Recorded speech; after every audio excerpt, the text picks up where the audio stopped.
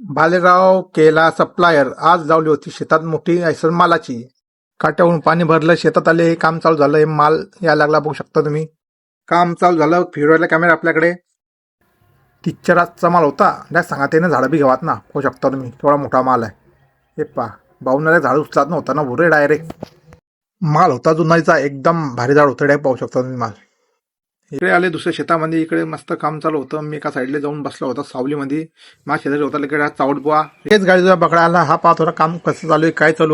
महेश काकाला घेतल्या व्हिडिओ मध्ये. गाडीकडे फिरवला कॅमेरा. थंडीच्या दिवसामध्ये बी ऊन लागत होती. 1.5 भत्ता गाडीने माल दिलता. बस एवढे झाड होते आपल्या गाडीचे. आता आपल्या गाव प्रोग्राम होता. प्रोग्राम भेटले पिंटू का फत्तो का येले घेतले व्हिडिओ मध्ये. लगेच आपले भेटले फॉलोअर्स. आपल्या फॉलोअर्ससाठी घेतल्या व्हिडिओ मध्ये.